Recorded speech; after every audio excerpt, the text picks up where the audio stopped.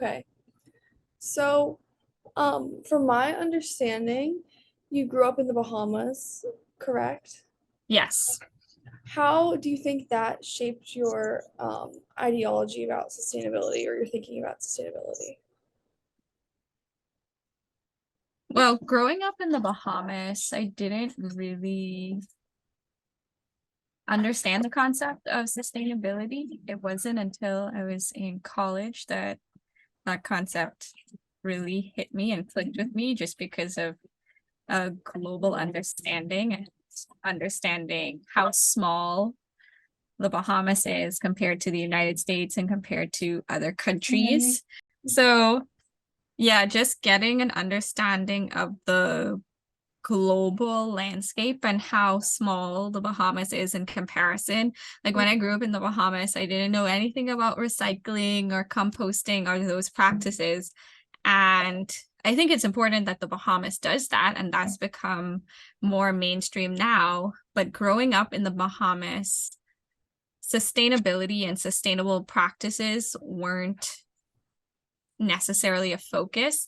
The focus was more on what happens when sustainable practices aren't being implemented. For example, Yeah. stronger hurricanes. I still remember my first really big hurricane that took down like trees in our backyard. So it wasn't necessarily being sustainability minded as opposed to what we now call climate change, but being climate change conscious and aware of what the impacts of climate change are in the Bahamas. So I grew up with that understanding. Yeah, that's really interesting. Um, you said you started in college, but thinking about sustainability, but how did your time at Lawrenceville inspire you, your work as an urban planner, or did anything at Lawrenceville inspire you sustainability wise? Are there any classes that are memorable? So one thing that really stood out to me, it was my senior year, Mhm. and that was when Lawrenceville decided to unveil their solar farm. And I thought that was really cool. Still didn't really have a full understanding of why it was so important. And I totally understand it now, but I thought that it was really cool that they were trying to be sustainable and trying to take those efforts. And then there's also recycling at Lawrenceville. So that was another way that I just became more aware of sustainability. So I would say it really hit home for me in college, but Lawrenceville started to Yeah. help me be more aware of sustainability and sustainable practices. Okay. Um, how do your ideas about sustainability and equity, um, how are they implemented into your urban planning work? So is a lot of it's related, and a lot of urban planners take a step and do some environmental planning. And so that's really related to how we preserve our environments, how we preserve biodiversity, how we even work with transportation planners to reduce the amount of cars on the road, how we encourage bicycling, which are all of these sustainable practices that reduce emissions. And so sustainability, depending on which direction you go in urban planning, is very important and very critical to the work that we do. And it even goes down to housing. Housing, there can be sustainable housing that uses gray water systems, housing that uses LED lighting. So it covers, you can look at all aspects of urban planning with a sustainable lens if you so desire. And I think from the time I was in the Bahamas to going to Lawrenceville and then learning more about sustainability in college, that arc really helped me to incorporate sustainability into the work that I do. Yeah, my mom is invests in sustainable companies and she does Mhm. a lot of work with real estate sometimes. So she's told me about like choosing like materials and choosing what Mhm. are sustainable. Um, what do you think is like one of the some important decisions when thinking about sustainable urban development? Like, are those decisions challenging, and what makes them challenging? I think in some senses it's challenging, in some senses it isn't. I Mhm. think it's the just an economic understanding of sustainability, especially when speaking with developers, and having them understand that this helps their bottom line and doesn't hinder their bottom line. Because a lot of times when we think of sustainability, we think that things are expensive, and sometimes they are. But when you think long term, it's like, okay, it costs this much to invest in a solar farm, or in placing solar panels on a residential building or even on a hotel. Mhm.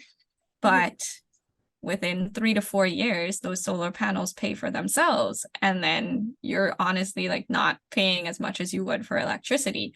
So I think it's really about having an understanding and having a conversation with whoever is in the sustainability field or interested in entering the sustainability field, or honestly just dissuaded by it and saying, no, like sustainability is too expensive, it's not worth my time. Just having a conversation with them and helping them to see how it is helpful, how it is impactful, and how it does help economically as well as environmentally and socially. So Yeah, that's really interesting because I'm that lens of like it's going to pay for itself. Like mhm. later on, you're gonna end up having to pay for the impacts of whatever you decide to do that isn't the sustainable option. Yeah. Um, what I guess this kind of really is related, but like, what has been the largest challenge you've experienced as an urban planner, um, and like how like meeting communities' needs while also being sustainable. I would say the hardest challenge is buy-in, especially when I was working in Philadelphia. So a lot of communities they have their visions, they have their neighborhood plans, and it's a matter of the urban planner translating that into policy, but also being persuasive so that that policy is accepted by council members, accepted by the mayor, and really honestly having the community's desires met. And depending on which neighborhood you're in, or what sustainable goals you're trying to achieve, or what economic goals you're trying to achieve, it can be really hard given that cities run on budgets and they all have their economic challenges. So I would say, especially with sustainable urban development, it's being strategic, understanding the goals of your administration, and understanding what small wins you can achieve that are feasible, and understanding which big wins are worth fighting for. Yeah. Um, would you say you have any large accomplishment that you're proud of that you've completed? Hmm. Doesn't have to be large, could be. uh, I would say finding a space for myself. So I don't really work in urban planning anymore. I Yeah. work more so focused on climate change, Mhm. but I would say being adaptable, because I came home and didn't really know where urban planning and my expertise and knowledge would fit in, because urban planning isn't as big a field here as it is in the United States. But I would say my biggest accomplishment in the past 3 years is being open and being flexible and seeing where my urban planning knowledge, as well as some of my new environmental skills, take me. And so that's one of the accomplishments that I'm proud of.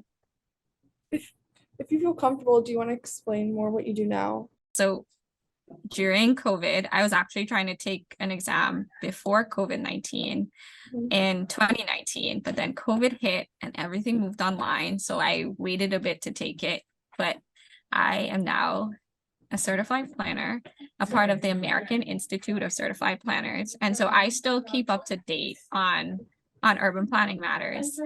And so the work that I do now is with the Climate Change and Environmental Advisory Unit at the Office of the Prime Minister in the Bahamas. And so we are working on a national emissions registry, and we're getting into the carbon credit space and carbon markets because the Bahamas isn't a big emitter of greenhouse gases, but we are a big sequesterer. And so we have a lot of emission reductions in the country. And so finding ways for those reductions to be profitable and to assist other countries with their meeting their greenhouse gas emission reduction goals. So that's the space that I'm in. That's very I'm interesting. still the urban planner at heart. Oh, that's very Yeah. interesting. I learned a little bit about that. Like you can somehow, if you're like, I heard somewhere that like Tesla, they make most of their money from selling um their, I forget what it's called, maybe you know, um sell them back or something. They get like a certain number of carbon they can emit or something and they sell. Yeah. It maybe you're talking about cap and trade, it Yeah, sounds like, or they maybe. have like a certain limit, and then Yes. after that limit, they can either, well, if they don't hit that limit, then they can sell the rest to another company. Yeah, Does that sound like what it is? is that something you kind of do? That's a space that we're entering Yeah. based on a recent act that we passed. So we're not in that space yet, but that's something that we're considering. Okay. Okay. I didn't Yeah. know if it was related. Um, Yeah, it is. It is. okay. Um, is there anything else you think would be cool or interesting to share? Mm-hmm. Just so, especially when it comes to climate change and when we consider sustainability, I would encourage anyone who is listening to this to just understand that there's like a space for you in the sustainable framework. You could be in business, you can be in theater, you can be doing computer science, you can be an athlete. There's so many different, you can be a professional athlete. There's so many different ways to look at sustainability and to have sustainable practices be a part of your daily life and be a part of what you support. And so I would say don't just think about urban planning or think about specifically environmental fields, because when we talk about climate change and when we talk to young people, especially about climate change, it's about understanding that there are so many ways that you can have an impact, and it doesn't have to be cookie cutter. Like I said, I started off in urban planning and now I'm like very much in the climate change space. So you never really know where you're going to end up. Mhm. And if you have that sustainability mindset with you and you push for innovation and you push for things that are different, you can make a difference too. Okay. Thank you. That's very inspirational.